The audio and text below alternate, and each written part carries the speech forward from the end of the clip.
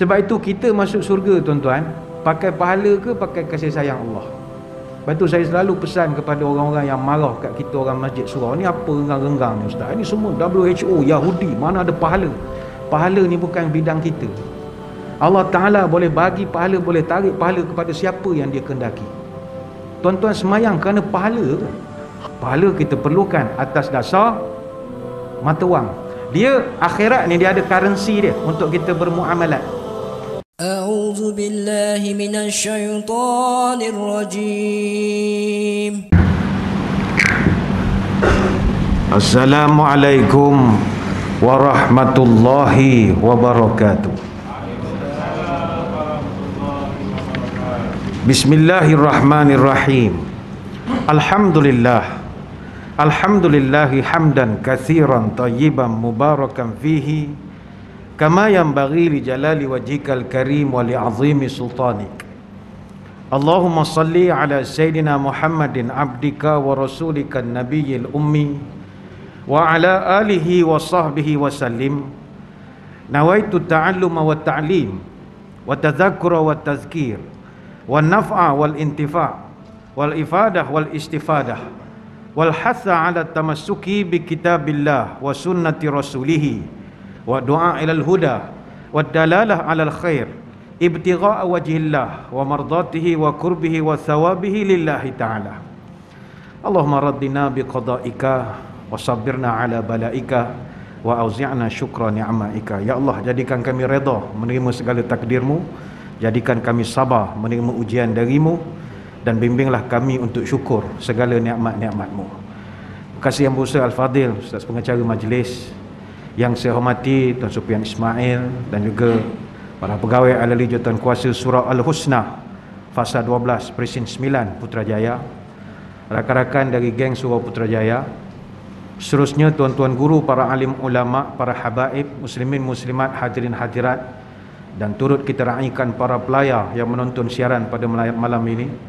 Yang berada di utara kita doakan sejahtera, yang menonton dari timur moga terus makmur, yang menonton dari barat moga dapat berkat, yang menonton dari selatan moga dapat keampunan.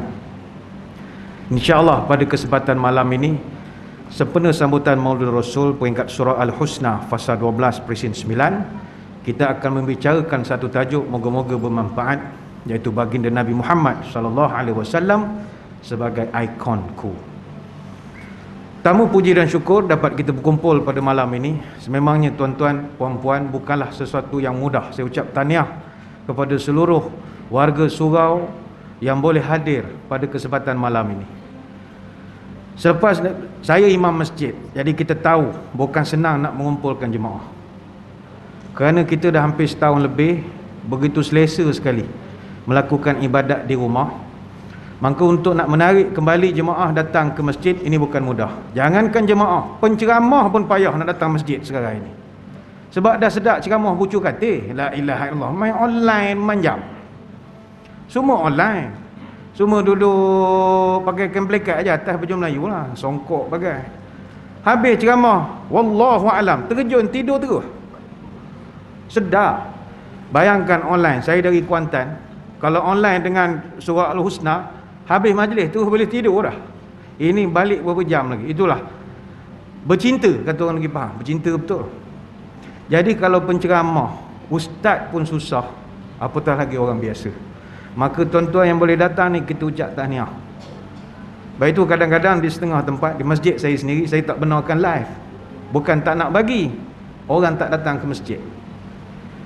Macam mana you boleh tak datang surau masjid, orang lain boleh datang? Ni bukan marah kepada yang menonton ni, tidak. Dia sedap duduk bucu katil menengok kita berceramah begini. Orang lain cari parking, SOP dan bagai-bagai lagi.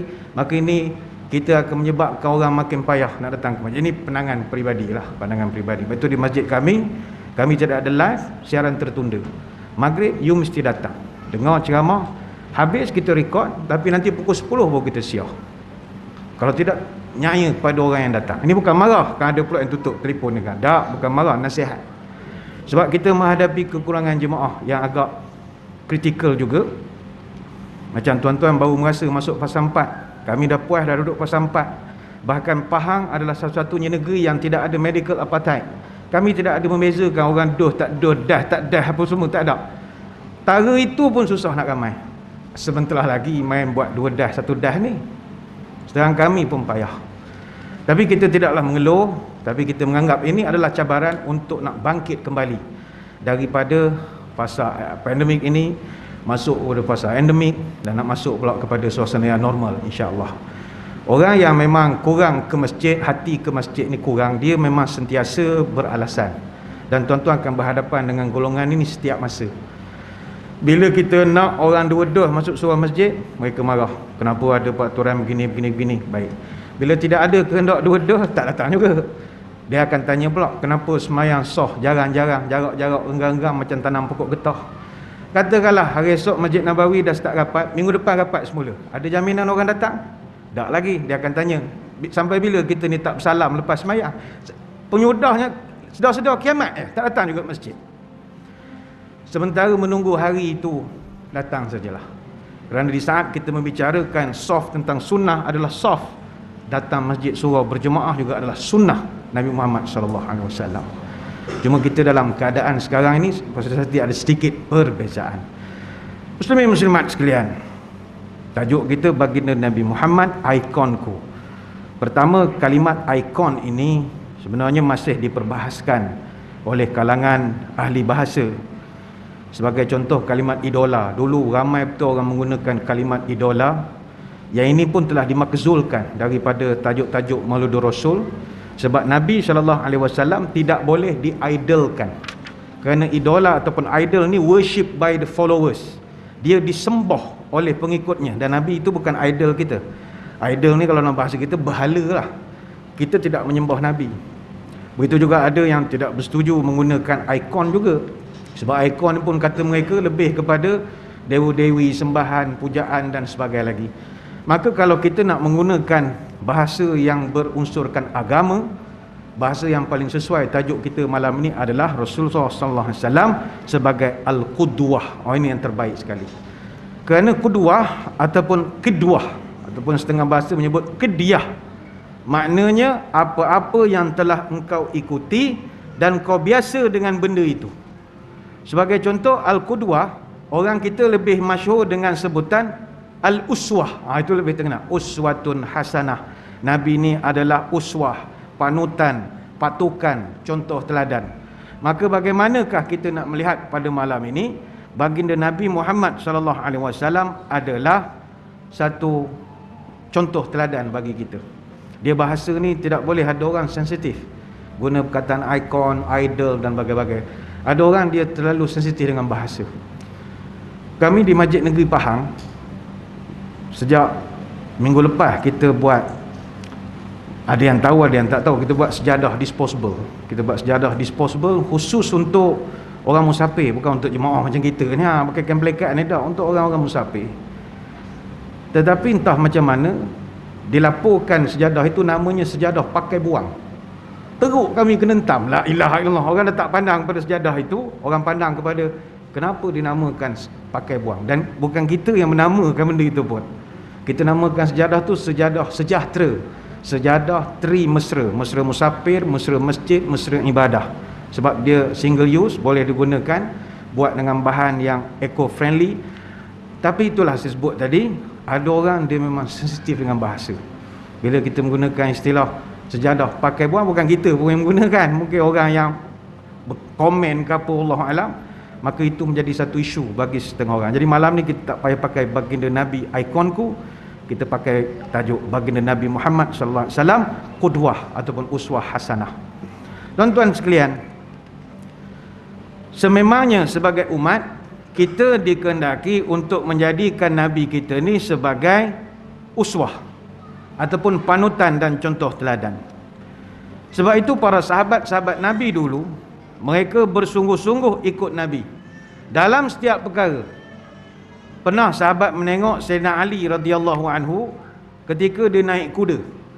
Kata para sahabat, falamma wada'a rijlahu fi rikab qala bismillah. Ketika Sayyidina Ali pijak pelana kuda dia membaca bismillah. Falamma stawa ala zahriha qal Alhamdulillahilladzi sakharana hadza wa ma kunna lahu muqrinin wa inna ila rabbina lamunqalibun. Dia duduk di atas saddle itu, terus dia membaca doa musafir. Kemudian kata sahabat, summa qala alhamdulillah salasa marrat. Kami tengok dia baca tahmid 3 kali, alhamdulillah. Summa qala Allahu akbar salasa marrat. Dia bertakbir pula 3 kali. Summa qala subhanaka inni zalamtu nafsi faghfirli innahu la yaghfir dhunuba illa anta. Dia beristighfar pula kepada Allah. Tiba-tiba kata para sahabat, summa dhahika. Kami tengok Sayyidina Ali ketawa. Ha ha ha ha ha ha. Bila dia ketawa, sahabat bertanya, wahai Ali, minta maaf. Tadi dari mula sampai ujung semua baik, cantik, ada zikir, bismillah, ada doa musafir, ada tahmid, ada takbir, ada istighfar, semua okey. Tapi kenapa di hujung ente ada ketawa pula? Ha ha ha ha. Apa cerita? Maka kata Sayyidina Ali, engkau punya soalan sama macam aku punya soalan ketika aku menengok Nabi buat benda yang sama. Dia pun cerita Nabi pegang kuda, dia pijak, baca bismillah, duduk atas, baca doa musafir, dia tahmid 3 kali, takbir 3 kali, dia istighfar, summa dhahika, dia pun ketawa. Dan aku pun tanya juga pada Nabi, ya Rasul, apa hal ketawa? Maka Nabi pun menjawab, Jibril memberitahu aku, siapa-siapa membaca apa yang aku baca tadi, Allah ampunkan segala dosa-dosa dia. Hadis Abu Daud. Cerita ni yang nak kita ambil adalah, sepatutnya Sayyidina Ali bab ketawa tu tak payahlah tiru. Tak, dia nak tunjuk kesungguhan dia mengikut sunnah Nabi. Ketawa tu pun ditiru, putus state sekali. Ha ha ha ha ha. By right tak payah buat pun tak apa. Jadi tuan-tuan nak balik, dah boleh ada satu sunnah yang boleh ikut. Nanti yang bawa motor ataupun hari esok pagi-pagi ada nak kayuh basikal, exercise, mengelokkan lutut macam-macam, pegang saja basikal, bismillahirrahmanirrahim. Duduk atas seat itu, subhanallazi sakhkhara lana hadza wa ma kunna lahu muqrinin wa inna ila rabbina lamunqalibun. Kemudian baca alhamdulillah, alhamdulillah, alhamdulillah. Kemudian takbir, Allahu akbar, Allahu akbar, Allahu akbar. Kemudian istighfar, astaghfirullahalazim, astaghfirullahalazim, astaghfirullahalazim. Kemudian ketawa sikit, ha ha ha ha. Kawan kita mesti tanya, kau ni kenapa? Nak bawa basikal elok ketawa bagai tadi doa. Tuan-tuan jawablah macam Sayyidina Ali punya jawapan. Ente punya soalan sama macam Sayyidina Ali punya soalan. Tazkirah lah sikit. Tapi ni kalau baca pun kalau jenis pakaian syariah compliant lah. Kalau nampak kepala lutut tak payah je lah. Nampak kepala lutut doa macam-macam, tak apa kena ya. Baik, itulah hadirin hadirat, mari kita bertanya pada malam ini, adakah kita benar-benar menjadikan Nabi kita sebagai ikon? Kalau kita gunakan ikon lah, adakah Nabi kita benar-benar menjadi qudwah?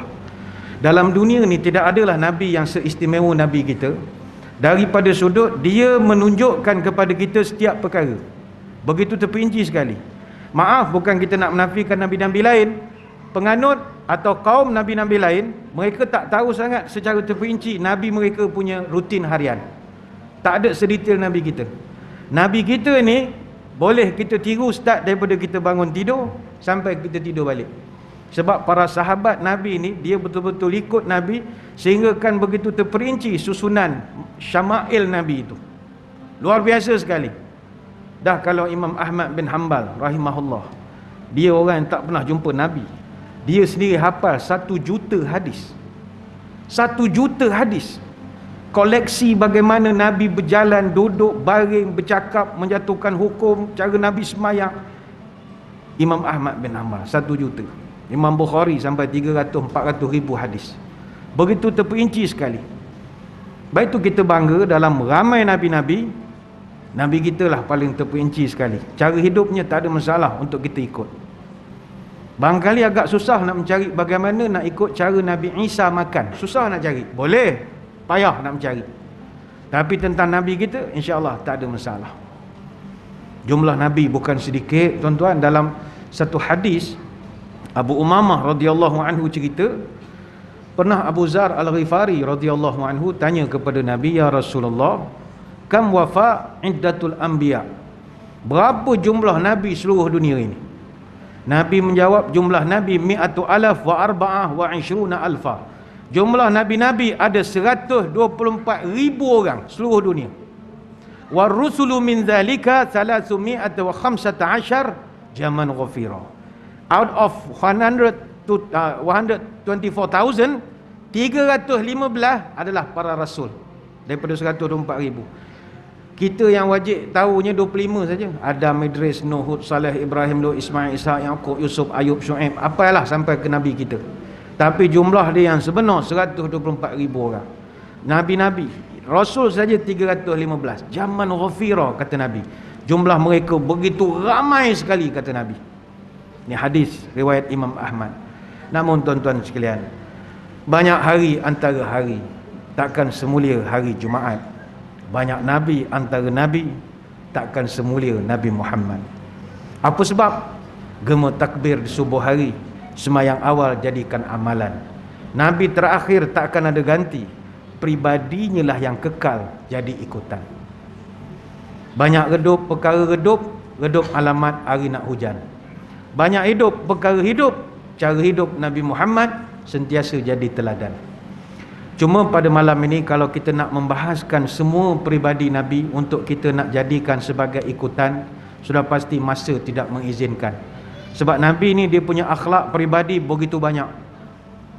Jaring puput merata-rata, campak bilis ke dalam pukat. Kering laut menjadi tinta, takkan tertulis semua akhlak Nabi Muhammad. Luar biasa sekali Nabi kita. Maka malam ni kita nak melihat dalam konteks kita bernegara, berbilang kaum, berbilang bangsa, yang sekarang dicanangkan oleh pihak pemerintah dengan tema keluarga Malaysia dan bagai-bagai lagi. Bagaimana kita nak melihat Nabi SAW menjadi petunjuk kepada kita, contoh teladan bagaimana untuk hidup dalam keadaan beramai-ramai. Kerana benda ini kalau kita tidak jadikan ikutan, kita bimbang, kita akan berada sentiasa dalam pertelingkahan sesama kita.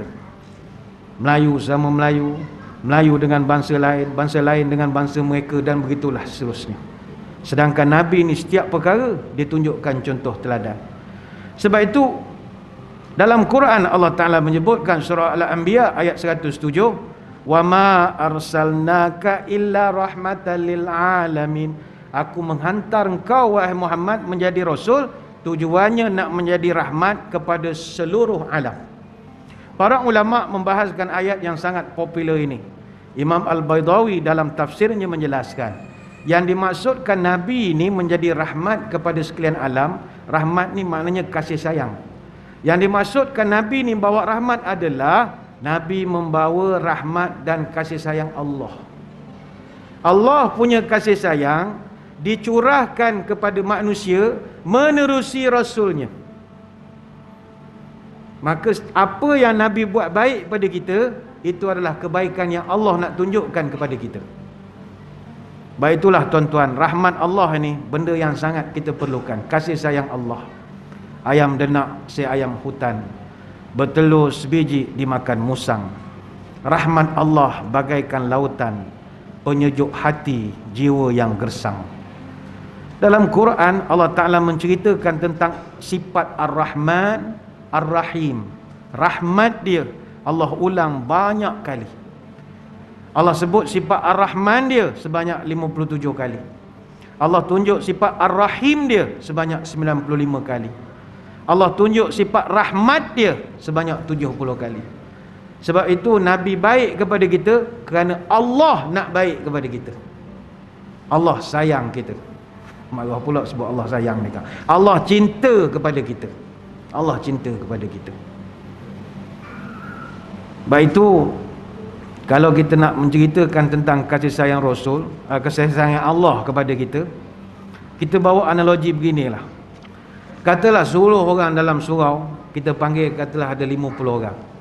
Daripada 50 orang ni kita tanya, berapa orang di kalangan tuan-tuan puan-puan yang 50 orang ni yang boleh dalam hidupnya memaafkan orang? Tuan-tuan, tak semua orang boleh maafkan orang. Tak semua orang. Belum tentu ada orang senang nak memaafkan orang, terutama melibatkan duit. Kita bagi dia duit buat projek depan rumah kita, buat pos apa, haram sebiji batu bata pun tak ada, dia putah ke mana-mana. Ataupun orang menyewa rumah kita beribu-ribu tak bayar, sedar-sedar lari tengah malam dengan bil tak bayar, itu tak bayar. Tuan-tuan senang nak maaf? Boleh, lambat lambat. Payah nak maaf. Jadi daripada 50 orang nak cari yang boleh memaafkan orang, saya ingat separuh je. Jadi daripada 50 orang tinggal 25. Ini the creamiest among the creamier lah. Tanya yang 25 orang ini, dari kalangan cik-cik, tuan-tuan 25 orang ni, siapakah tuan-tuan yang boleh memaafkan dan seterusnya melupakan? Forgive and forget. Ada orang boleh maaf, lupa tak boleh. Tanyakan kepada isteri-isteri yang pernah suaminya ada girlfriend atau suaminya menikah, tak beritahu pada dia. Siapa nak beritahu? Memang tak ada lah, memang tak ada lah. Tak minta izin dah, minta maaf je jawabnya. Dia boleh maafkan, tapi hati dia terluka, dia payah nak melupakan. Sebab kena tipu, tu je dia marah. Kalau minta elok-elok, insya-Allah tak bila lah nak mintanya. Boleh bincang, boleh mesyuarat benda ni. Jadi daripada 25 orang, saya ingat tinggal 10 orang je yang boleh forgive and forget, memaafkan dan melupakan. Daripada 10 orang, tanya lagi, ni yang terbaik dah ni. Siapa dia kalangan tuan-tuan puan-puan yang 10 orang ni, memang the best among the best ini, yang boleh memaafkan, kemudian dia boleh melupakan dan seterusnya menyayangi orang yang buat salah pada dia. Tuan-tuan, daripada 10 ini, saya ingat nak dapat seorang pun payah. Kita boleh maaf, kita boleh lupa, kita boleh halalkan, tapi nak sayang dia sampai peluk-peluk tak ada lah. Bukan semua orang ada kekuatan itu. Tapi tuan-tuan, Allah Ta'ala begitulah cinta dia kepada manusia ini. Allah Ta'ala punya sayang pada kita lebih pada mak bapak kita sayang pada kita. Mak bapak pun sayang macam mana pun anak. Setahun anak dia duduk rumah PDPR, 9 hari nak halau balik asrama belaka. Bilalah nak balik asrama budak-budak ni, tak daya, dia putih-putih dah rambut aku ni. Mak pun jadi singa di rumah lah. Sampai ada yang orang buat homework viral tu ya, lukis gambar singa, dia tulis ibu. Mana ibu dia singa? Mak menik ayah tak apalah, asyik pergi pejabat je kerja, nak mengelak jaga PDPR, asyik pergi opis je kerja je. Sian. Sebaik-baik sesayang-sayang mak, anak ada hari dihalau balik asrama. Kau orang ni bila nak berambuh, aku dah tak daya dah. Dengan K-pop, dengan Korea, main game, mengapa, la ilaha illallah. Kita pun tak tahan. Tapi Allah Ta'ala, walaupun jahat macam setan pun kita, tak pernah disekat rezeki masuk perut kita ini. Kalau nak ikut didendam, Allah Ta'ala boleh dendam. Manusia ni semain subuh pukul 8 nak minta macam-macam dengan aku, nak minta rezeki pada langit lah itu ni. Semain subuh pukul 8 tak payah layan, boleh. Tuhan boleh buat begitu, tapi tak. Allah Ta'ala ni dia punya kasih sayang, rahmat, itu disebut rahmat Allah itu. Dan rahmat inilah yang diturunkan melalui Nabi Muhammad SAW. Baik itu tuan-tuan, dalam hidup kita ni, kalau tak ada benda sangat dah nak minta, minta sajalah kasih sayang daripada Allah. Mana katalah takdir tuan-tuan satu hari esok dapat cium Hajar Aswad, nak doa tak sempat, orang ni tolak, orang ni tolak. Kalau tak ada apa nak doa Rabbana Atina pun tak dan. Doa saya, ya Allah, curahkanlah kasih sayang pada aku ya Allah. Sayanglah saya ni Allah. Sebab kalau orang ni sudah mendapat kasih sayang daripada Allah, maka orang ni akan jadi orang yang muqarrabin, orang yang dekat dengan Allah. Sebab itu kita masuk surga tuan-tuan, pakai pahala ke pakai kasih sayang Allah? Kasih sayang Allah. Ni kan ada pula malas cari pahala pula kan? Tak. Kita semayang apa semua ni, ini tanggungjawab, mata wang kita. Tapi Nabi pernah sebut, la yadkhulal jannata ahadun bi'amalihi. Tidak masuk surga seseorang itu sekadar diukur dengan amalan dia. Sebab tu saya selalu pesan kepada orang-orang yang marah kat kita orang Masjid Surau ni, apa renggang-renggang ni ustaz? Ini semua WHO, Yahudi, mana ada pahala? Pahala ni bukan bidang kita. Allah Ta'ala boleh bagi pahala, boleh tarik pahala kepada siapa yang dia kehendaki. Tuan-tuan semayang kerana pahala tu. Saya ada melihat ada orang hantar video bagai-bagai pelakuan semayang, buat begini dapat 50 markah. Ini meniaga ke apa ni? You buat begini dapat 90 markah, you buat begini dapat 70. Tidak salah cari pahala, jangan meniaga. Kalau kita jiwa meniaga, balik Mekah memang tak pergi masjid lah. Ada orang pesen begitu. Dia masa pergi ke Mekah, dia mengira pahala. Mutawif tu khabar, ni semayang sini cik dapat 100,000, yang ni cik duduk Madinah dapat 8,000, dapat 1,80,000. Dia pun kira-kira, aku duduk Madinah 8 hari, duduk Mekah 30 hari. Wow, kaya dah aku ni. Ini yang pesen, masa di Mekah hari-hari pergi Masjidil Haram, balik ke Malaysia haram pergi masjid. Apa hal? Dia kata pahala aku banyak terlajak dah. kalau aku mati hari esok, Tuhan hutang pula dengan aku. Dia kira. Tidak salah, ngira pahala, bahkan ada ketikanya disuruh supaya merangsang semangat beribadah. Macam contoh bulan puasa. Siapa-siapa yang beramal di bulan Ramadan imanan wahtisaban, dengan kepercayaan, ihtisab. Apa makna ihtisab? Dia kira pahala. Aku puasa ni tarawih 8 rakaat, baca 1 juzuk ni, baca semalam 1 makra', wow. Dia wow tu tak ada apalah. Husain Pak Tongkol saudagar unta, tak ada masalah. Disuruh kira pahala. Tapi yang paling kita hendak adalah kasih sayang Allah. Pahala kita perlukan atas dasar mata wang. Dia akhirat ni dia ada currency dia untuk kita bermuamalat. Macam tuan-tuan nak pergi overseas, currency negara kita tak laku. Walaupun tuan-tuan banyak, satu ikat duit bawa tak laku. Tuan tak payah pergi jauh lah, pergi Singapura je. Singapura pun tak payah pergi jauh lah. Pergi ke Woodland je, nak beli putu piring $5. Boleh pakai ringgit Malaysia? Tak, kena pakai sen dolar. Pergi ke Indonesia, pergi Medan, pergi Batam, pergi Jakarta, mesti pakai rupiah. Pergi Thailand, pakai baht. Pergi ke Amerika, US dollar. Pergi ke London, pakai pound sterling. Pergi Amsterdam, pergi Paris, pergi Brussels, pakai euro. Pergi Mekah, Madinah, pakai rial. Pergi akhirat, pakai pahala. Pahala ni mata wang. Yang kita datang kumpul pahala ni, tujuan pahala untuk apa? Bayar denda. Kita di padang mahsyar esok, kita banyak kena bayar denda. Denda kepada siapa? Denda orang yang kita kutuk, orang kita mengata. Semua akan buat tuntutan insurans kepada kita, pampasan, sebab kelancangan mulut dan tangan-tangan kita.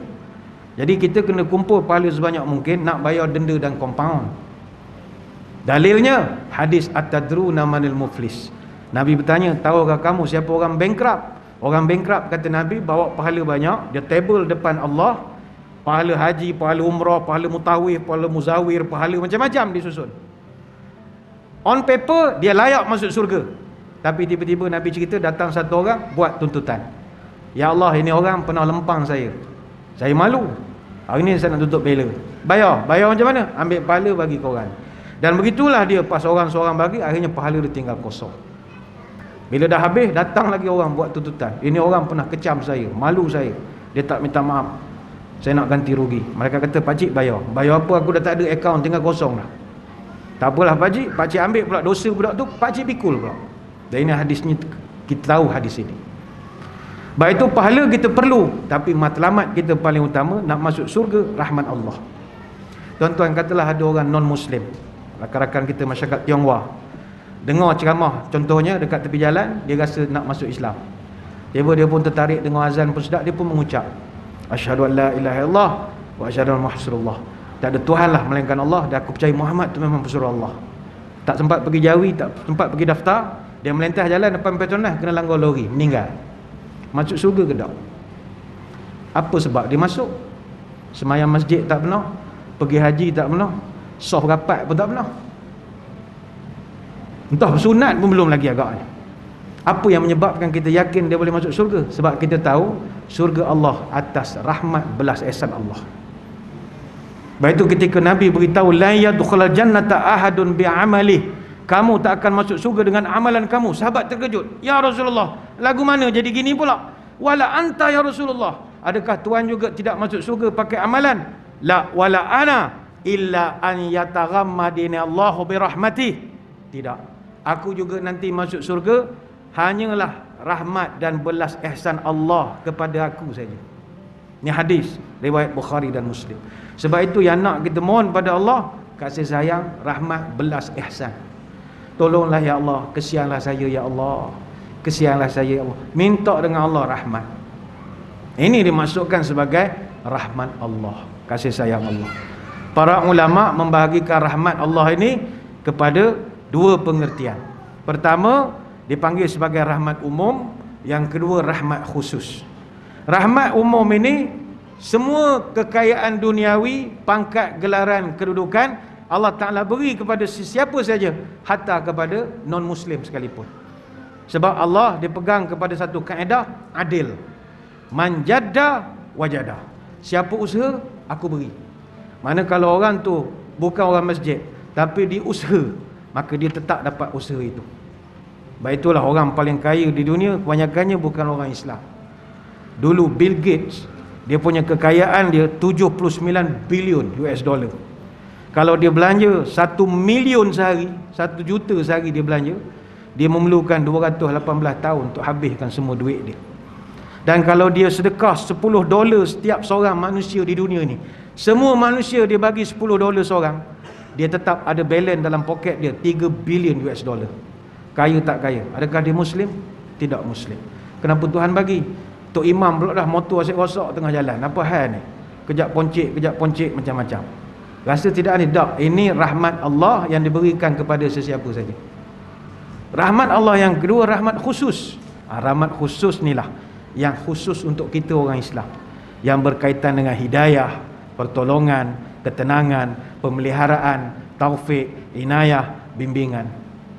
Yang ini yang kita hendak. Sebab kita kehidupan kekal abadi di akhirat sana. Ada satu kisah ni, kita nak cerita lepas azan ke sebelum azan? Sempatlah sikit. Sedang elok suruh azan. Jadi kita berhenti sekejap untuk memberi laluan kepada azan isyak, sebab kita nak meraihkan jugalah syiar ini. Kita berehat dulu seketika. Tuan-tuan semua jangan ke mana-mana. Kita kembali selepas ini. Muslimin muslimat yang dirahmati Allah sekalian, alhamdulillah kita mendengar laungan azan, dan sewajarnya laungan azan ni perlu dijadikan sebagai satu perkara yang jangan ditinggalkan, kerana ia adalah syiar yang menunjukkan di tempat ini ada orang Islam. Sementara lagi fadilatnya begitu banyak. Nabi menyebut idza nudiya lis-salati adbara syaitan wa lahu duratun hatta la yasma' ta'zin. Nabi sebut syaitan bila azan berkumandang, dia akan lari lintang pukang. Bukan sekadar lari, duratun, terkentut-kentut, punyalah takut dia, perompam lari. Sehingga dia pergi ke satu tempat yang tak dengar azan. Katalah tadi masjid lain azan, sekali masjid sini tak azan, atau surau sini tak azan, maka dia port dekat sini, duduk sini. Tapi disebab kita azan, dia lari pula tempat lain, dia carilah tempat lain. Dan dia akan kembali balik bila azan itu dah diselesaikan. Bila Bilal duduk, dia datang balik. Itu dia mengacau kita, bagi mengantuk dan berbagai. Nanti qomat, dia lari lagi. Dan itu perangai syaitan. Ini hadis Bukhari Muslim. Maka dengan kita azan ini, mudah-mudahan amalan kita yang ringkas tapi membantu seluruh masyarakat di sini dapat halau syaitan daripada kampung kita. Jadi azan jangan ditinggalkan. Sementara lagi, selepas daripada azan, kita baca pula doa yang sangat Nabi nak kita bacakan, iaitu Allahumma rabb hadhihi da'wati tammah wassalatil qa'imah. Kata Nabi, tolonglah doakan doa ini untuk aku, sebab aku nak mendapat maqam mahmuda yang disebutkan dalam doa itu, iaitu kedudukan yang tertinggi di akhirat. Muslimin muslimat yang dirahmati Allah sekalian, tadi kita bercerita tentang Nabi ni, kasih sayang dia bukan sekadar untuk orang Islam saja, bahkan kasih sayangnya tersebar hatta kepada orang bukan Islam.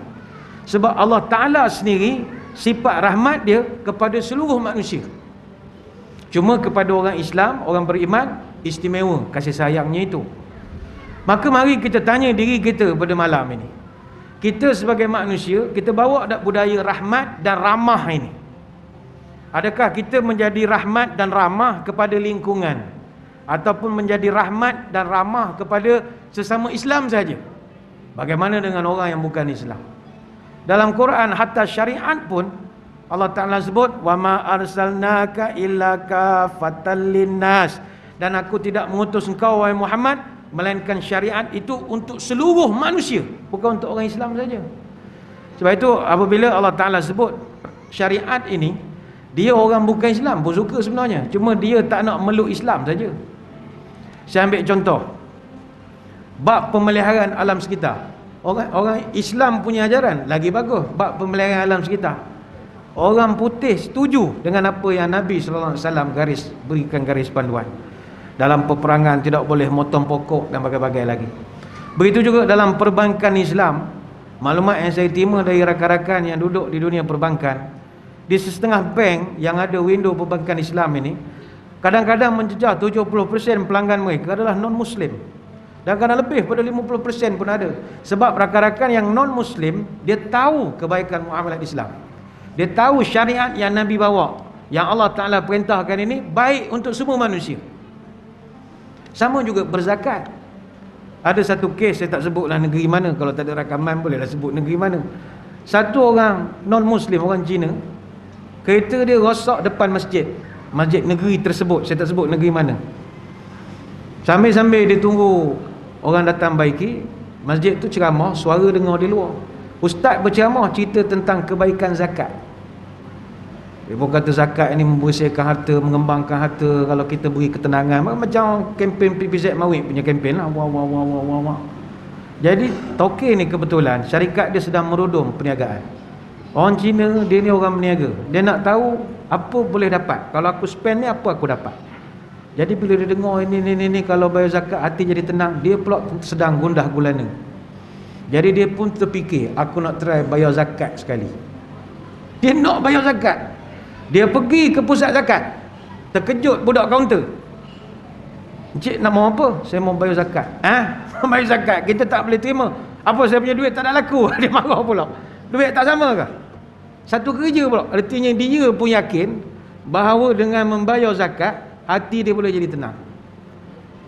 Masalah orang kita pun tak yakin tu biasalah, tu mana-mana pun berlaku. Orang kita pun pakai Islam tak yakin zakat, tak tahu benda dia yakin, tu dunia tak tahu.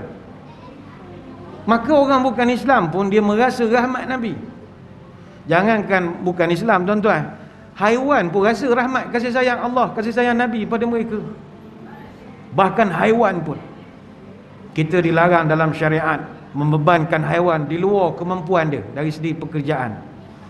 Kita dilarang bunuh atau tikam haiwan kerana nak bermain-main panah misalnya, tak dibenarkan. Nak belajar memanah ikut sunnah kononnya, dia panahnya lembu tepi-tepi jalan, tak boleh, tak dibenarkan. Dan kita pula disuruh untuk memudahkan proses penyembelihan. Bahkan ada hadis yang Nabi sebut hukuman berat bagi orang yang melakukan zalim kepada haiwan. Dakhal imra'atun nar fi hirratin rabatatha falam tu'imha walam tada'ha ta'kulu min khashashil ardi. Nabi pernah menyebut nanti ada satu orang perempuan masuk neraka sebab dia telah ikat seekor kucing. Dia ikat kucing dia, dia tak beri makan kepada kucingnya, dan akhirnya kucing itu mati. Ini hadis riwayat Imam Bukhari. Bayangkanlah, Islam paling champion bak rahmat, sehingga haiwan pun terasa kasih sayang Islam kepada mereka. Hebat. Pokok-pokok, tumbuh-tumbuhan, semua. Sebab itulah muslimin muslimat sekalian, mari kita tanya, adakah kita sendiri ikut perangai ini? Adakah kita menjadi rahmat dan ramah kepada lingkungan kita, kepada rakan-rakan non-muslim, kepada haiwan, kepada tumbuh-tumbuhan, kepada seluruh alam ini? Adakah kita membawa sifat baginda Nabi SAW ini? Baiklah tuan-tuan, kita sama kita orang Islam itu, saya ingat dah tak payah ceramah pun kita tahu, kita kena bersatu padu, kita kena ukhuwah Islamiah. Tapi jangan kita lupa, Nabi SAW juga memberi petunjuk bagaimana untuk hidup dengan orang bukan Islam. Sebab itu di Madinah Al-Munawwarah, kalau kita merentas ke relung masa, menelusuri terowong sirah Rasulullah SAW, jelas menyaksikan keharmonian masyarakat di Madinah, walaupun umat Islam hanya 1/3 saja daripada total populasi rakyat Madinah. Madinah ni dia kota cosmopolitan, macam kita di Putrajaya lah, campuran semua negeri, bangsa semua ada. Jadi Nabi ajarkan cara yang berbeza dengan cara di Mekah. Mekah homogeneous, dia lebih ke negerian yang sama, orang yang sama. Macam kita orang Kelantan, Kelantan biasa majoriti orang kita, jadi dia punya cara berfikir, cara muamalah lain. Bila pergi ke kota besar, ada percampuran dengan bangsa lain dan sebagainya, kita kena sesuaikan dengan suasana yang berbeza. Sebab itulah Nabi SAW ajar benda ini satu persatu. Baik itu bagi kita orang Melayu khususnya, kita tidak ada masalah untuk hidup harmoni dengan bangsa-bangsa lain.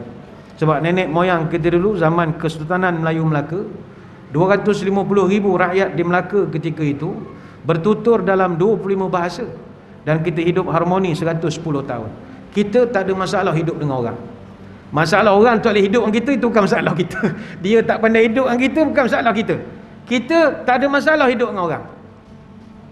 Kita tak ada masalah. Sebab agama kita ajar macam mana nak hidup bercampur dengan orang. Kenapa saya bawakan hal ini? Kerana kita nak niatkan satu. Mudah-mudahan dengan kita buat baik kepada orang bukan Islam, tunjuk perangai yang baik, dia menjadi satu asbab dakwah kepada mereka. Mereka jadi minat kepada Islam disebabkan perangai kita. Kita tak nak orang sekarang mencemuh agama kita, bukan sebab agama kita tak bagus, perangai kita tak bagus. Kalau kami berdakwah di perkampungan orang asli, ajak masuk Islam tak nak dia dah. Tak nak saya masuk Islam. Asal pula? Orang kampung sebelah curi getah habis. Dia curi barang mengorat anak dara dia, bagai-bagai. Dia jadi tak hormat pada agama, bukan sebab agama tu tak bagus, perangai kita. Jadi kami terpaksa betul kan. Batin tu bukan Islam, itu Melayu. Islam tak begitu. Tu budak Melayu punya perangai. Tak sama, jangan sama. Mencuri barang dia, mencuri rotan dia, kayu dia, macam-macam, marah dia. Jadi mari kita sama-sama ikut perangai Nabi SAW. Hubungan dengan orang bukan Islam, niat kita satu saja, kita nak dakwah. Kita tak nak nanti kalau rakan-rakan kita yang non-Muslim ni esok, kalau takdir dia mati, dia tuntut kita depan Allah kerana kita tak pernah sekali pun mengajar kepada mereka kalimat La ilaha illallah Muhammad Rasulullah. Berapa orang di kalangan tuan-tuan yang pernah ajar kalimat ini pada kawan-kawan kita yang non-Muslim? Kita bukan paksa, kita hanya memberikan mereka satu kehidupan lebih baik di alam yang satu lagi esok. Tidak maksa. Dalam agama tidak ada paksaan. Cuma kita mengajak. Betul panggil mengajak, bukan mengejek. Kita mengajak. Tapi ada dakwah yang tak perlu sebut pun dengan perlakuan kita. Lepas tu saya ingin kongsikan pada malam ini bagaimana Nabi SAW dia ajar pertama sekali. Ni kita kena ikut. Nabi ajar jangan hina agama orang. Jangan hina. Orang hina agama kita ialah kita marah. Tetapi jangan kita memulakan hinaan pada agama orang. Lepas tu pesanlah pada budak-budak muda ni, semangat bagus, bela Islam bagus, jangan sampai hina sembahan orang. Ini bukannya nasihat daripada para ulama. Allah Ta'ala sendiri sebutkan dalam surah Al-An'am ayat 108. Wala tasubbul ladzina yad'una min dunillah. Mu jangan hina maki sembahan orang lain. Apa kesannya kalau kau maki sembahan mereka? Fayasabbullaha adwan bighairi ilmin.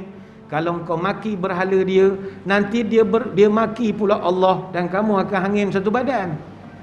Awak kutuk berhala dia, rupa itu, rupa ini, hidung begitu, telinga begini, buat kelakar.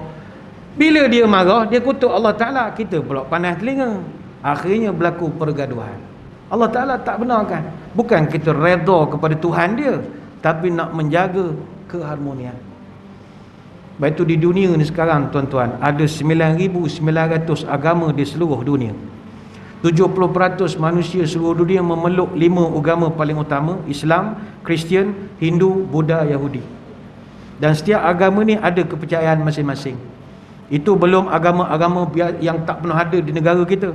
Agama Pagan, Tenrikyo, Chaudai, Aikwan, Mandisma, Rastasfari, agama Scientology, Yazidisma, Zoroaster. Ini banyak lagi.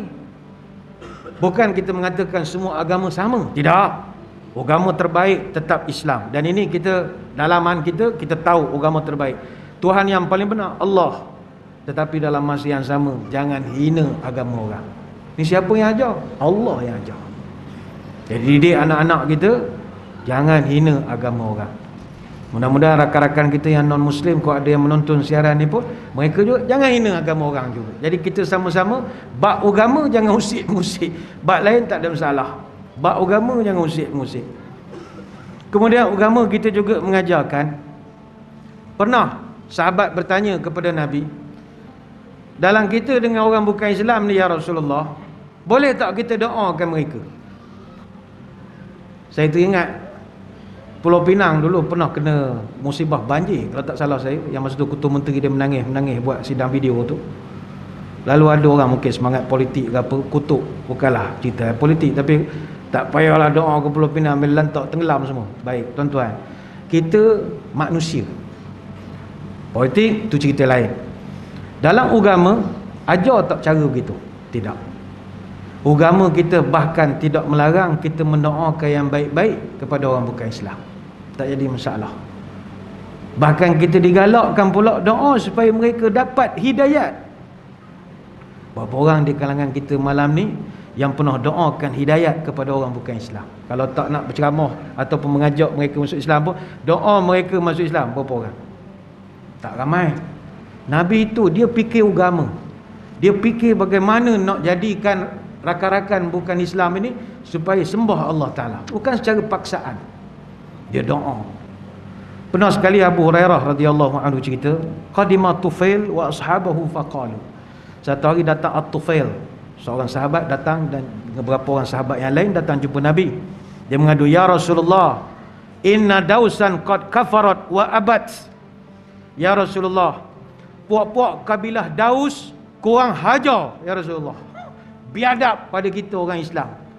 Kami pergi ceramah dihalau balik, kurang hajar ya Rasulullah. Kabilah Daus ni asal daripada Tihamah. Tihamah ni sekarang dekat dengan Yambu. Kalau kita pergi ke Mekah, Madinah, ada simpang Yambu, Jeddah, Qunfudah. Itu dulu ada Tihamah tu, kawasan Jeddah-Jeddah itu semua. Jadi dia mengadu pada Nabi, ya Rasulullah, kami pergi ceramah dihalau kami balik ya Rasulullah. Maka tolonglah ya Rasulullah, fad'ullahu alaiha halakat dausun. Tolonglah doa kepada Allah biar jahanam je lah pok-pok tu, biar terbalik ke kampung dia. Kurang hajar, kita nak ajak elok-elok, dia hina kami, air sirap segelas tak dapat. Agaklah ayat ni tambahan, tak ada langsung nak meraihkan.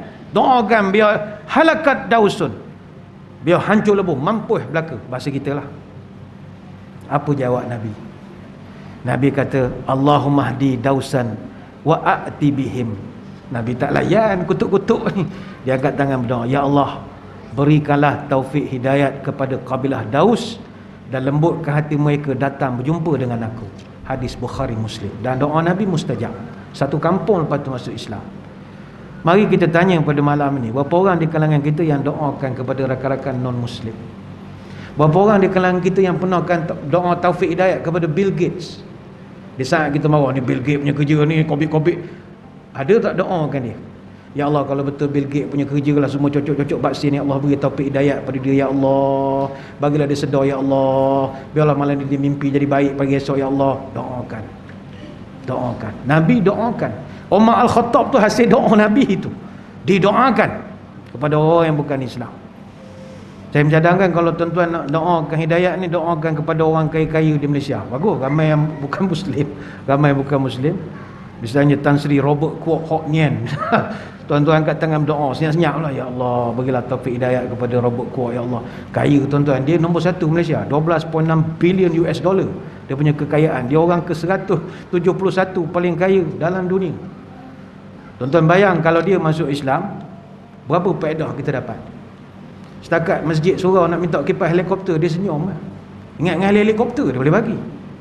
Kaya sangat. Tapi sebab yalah dia non-Muslim, jadi dia tak anggap ada kepentingan untuk dia nak membantu. Dan memang negara kita ni yang kaya-kaya adalah rakan-rakan kita yang non-Muslim. Itu memang tak dapat kita nafikan, mereka memang kaya-kaya. Kalau masyarakat Tionghoa, orang Cina, Chinese clan ni ada Tan Chan Cheng, Kuan Kuan Ho, Wei Wing Eng, Wong Kam King, Lim Ong Heng, apa semua ni. Ni semua kaya-kaya ni.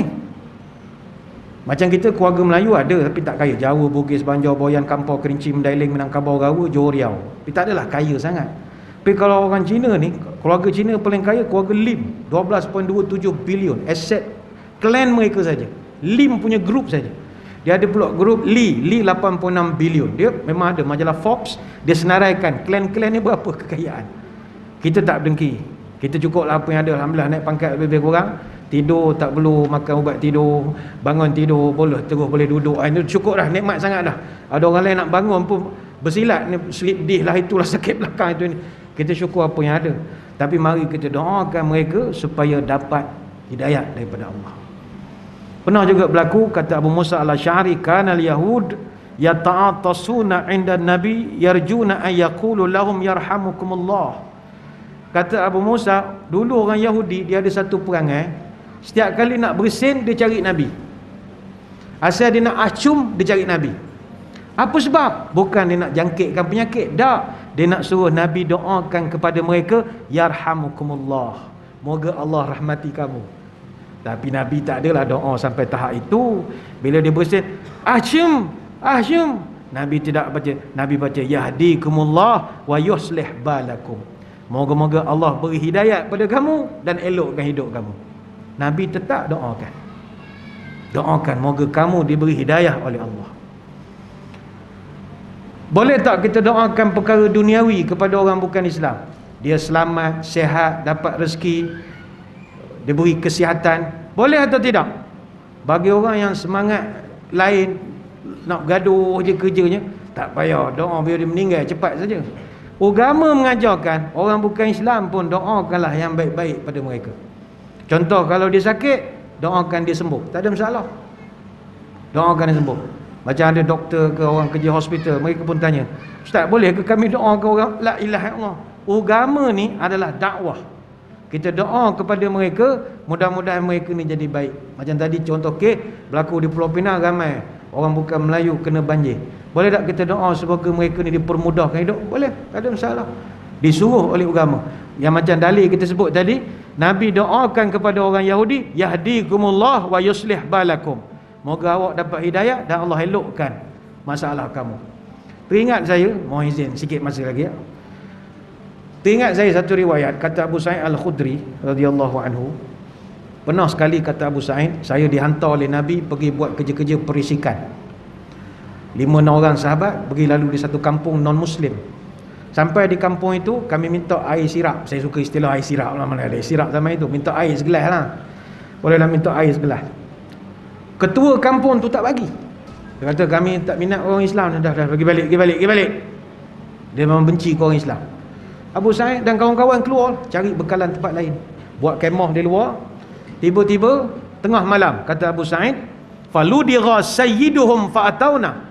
Datang satu orang wakil daripada kampung yang dia pergi siang tadi. Ditanya, minta maaf tuan-tuan, ada di kalangan tuan-tuan yang boleh mengubat orang kena gigit kala jengking? Abu Sa'id kata, ini peluang aku pulang paku buah keras.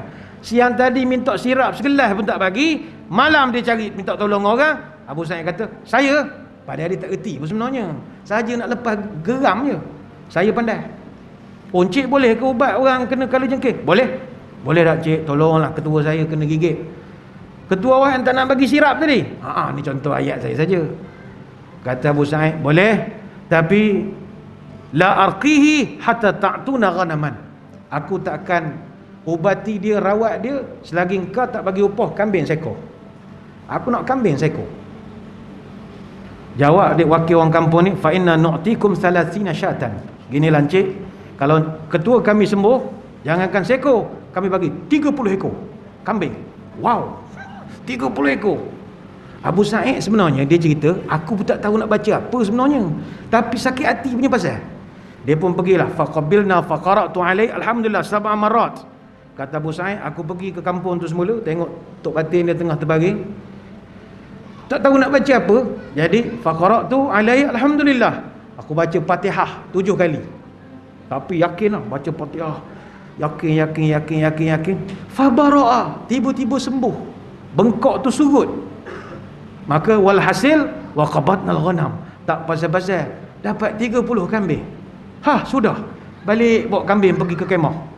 Anggota yang lain pelatun pun jadi pening lah, tuan, kita ni nak operasi ni, takkan nak ngerik kambing kulu kili, hilanglah nak buat perisikannya. Dah macam mana gaya? Patah balik Madinah lah, lapor kepada bos dulu, ni 30 kambing ni aku tak tahu nak consider rasuah ke tidak, aku tak tahu. Itulah kita patah balik lah tuan, patah balik. Fa'arada fi anfusina, kami jadi tertanya-tanya, boleh ke kita ambil kambing ni? Beginilah kita minta Nabi putuskan. Falamma qadimna alaihi zakartu lahu allazi sana'tu. Kata Abu Sa'id, sampai jumpa Nabi, aku susun kambing, aku beritahu terang, ya Rasul, kambing ni saya dapat begini ceritanya, saya ngobat, saya baca Fatihah 7 kali, bla bla bla bla bla bla bla. Jadi inilah hasilnya ya Rasulullah. Tiba-tiba Nabi bertanya, wa ma alimta annahu ruqyatun. Macam mana kamu tahu Fatihah ni boleh jadi jampi? Siapa ajar kamu? Aku tak pernah ajar. Dijawab oleh Abu Sa'id, saya ya Rasulullah, aqbidul ghanam wa adribu li ma'akum bisahmin. Saya ini ya Rasulullah, terai saja ya Rasulullah, saya cuba nasib saja, saya tak tahu nak baca apa. Baca jadi pula ya Rasulullah. Maka apa respon Nabi? Tak apalah, kambing ni kau boleh ambil, tapi bagi aku seekor. Selesailah cerita itu. Hadis ini direkodkan dalam banyak kitab-kitab, antara Bukhari dan Muslim dan banyak kitab hadis yang lain. Para ulama dia jadi berbahas. Cerita yang ringkas ini telah menerbitkan 3 hukum berbeza. Pertama, apakah hukum mengubat orang bukan Islam sampai jadi sembuh? Dibenarkan. Kalau tak boleh, mesti Abu Sa'id kena marah. Kalau tak boleh mesti Nabi SAW dah. Siapa suruh kau ubat tak batin tu? Mengada-ngada minta sirap segelas tak bagi. Patut lantak biar dia mati tak. Nabi diam saja. Dan diamnya Nabi itu kebenaran. Jadi tuan-tuan yang kerja doktor, merawat orang sakit, non-Muslim, asal dia manusia, ra'ilah, rawatlah sampai dia sembuh. Itu tanggungjawab ikrar kita. Hukum yang kedua, boleh tak menjadikan Fatihah sebagai jampi? Boleh. Nabi tak marah. Mana tak betul kalau ada orang kata tak boleh kau guna Fatihah jampi serapa, tu nak bawa semayang saja. Tak, Nabi tak marah, saya kau marah. Mana tuan-tuan lepas ni kalau ada orang ulu gelas, cik, muka encik ni ala-ala ustaz sikit, boleh tak tolong jampi air? Saya bukan ustaz, baru nak start. Tak kira lah, asal orang minta, baca je. Nak baca apa aku gerti. Takkan Fatihah pun tak apa. Bacalah 7 kali, ikut Abu Sa'id Al-Khudri, Fatihah. Tapi nak gaya tok bomoh, jangan buat macam ni. Tu nak minum, tutup sikit, bawa gaya tok bomoh. Itu caranya. Tiup sikit, Maria lah, jangan buat kedai pula lepas benda ni. Boleh lah nak air jampi, datanglah kedai saya, RM40 sebotol. Tak payahlah begitu. Ini ikhtiar saja, ikhtiar saja. Dan hukum yang ketiga, boleh tak orang baca Quran ambil upah? Boleh, Nabi tak marah. Abu Sa'id, tuan-tuan baca Fatihah 7 kali dapat kambing 30 ekor. Kita panggil qari baca Quran, nak bagi RM50 pun mesyuarat 3 hari. Boleh tak bagi ni? Biar dia ikhlas sajalah masuk surga, tak payah bayar-bayar lah. Ni kan ibadat. La ilaha illallah. Orang baca Fatihah 7 kali 30 kambing, bukan RM30. 30 ekor kambing. Satu ekor kambing berapa dahaga? Jadi ini nak menunjukkan bahawa agama ini sesuatu yang bersifat rahmat. Sebenarnya banyak nak diterangkan, tapi masa kita tak mengizinkan. Kalau ikutkan kepada SOP kita kendaki berhenti apabila azan isyak berkumandang. Tapi kita mohon izin sebentar tadi daripada jemaah untuk melanjutkan sikit perbincangan pada malam ini. Saya kira sekadar itu sembang-sembang Maulid Rasul pada malam ini. Saya mengucapkan ribuan terima kasih di atas perhatian. Mohon maaf sebarang kekurangan. Moga-moga bertemu pada lain-lain kesempatan. Sebelum berpisah, marilah kita menadah tangan berdoa. Moga-moga pertemuan kita ini sama-sama diberkati oleh Ilahi. A'udzubillahi minasyaitonirrajim. Bismillahirrahmanirrahim. Allahumma salli wa sallim ala sayyidina Muhammadin salatan tukhrijuna biha min zulumatil wahmi wa tukrimuna binuril fahmi wa tudihu lana ma nashkala hatta yufham. Innaka ta'lam wa la na'lam wa anta 'alamul ghuyub. Ya Allah, limpahkanlah selawat dan keselamatan kepada Nabi Muhammad sallallahu alaihi wasallam, yang mana dengan selawat itu Engkau keluarkanlah kami dari kegelapan dan kebimbangan. Engkau muliakanlah kami dengan cahaya kefahaman. Engkau jelaskan bagi kami apa-apa yang sukar kami fahami. Sesungguhnya Engkau maha mengetahui dan kami tidak mengetahui. Allahumma aftah alaina futuhal arifin warzuqna fahman nabiyyin wa ilhamal malaikatil muqarrabin birahmatika ya arhamar rahimin. Ya Allah, bukakanlah pintu hati kami sebagaimana pintu hati orang-orang yang makrifat. Kurniakanlah kepada kami kefahaman para nabi. Berikanlah kepada kami ilham para malaikat yang hampir denganmu. Dengan rahmat kasih sayangmu, wahai Tuhan yang maha pemurah lagi maha penyayang. Wa sallallahu ala sayyidina Muhammadin wa ala alihi wa sahbihi wa baraka wa sallam. Walhamdulillahi rabbil alamin. Wabillahi taufiq wal hidayah. Assalamualaikum warahmatullahi wabarakatuh. Wallahu a'lam.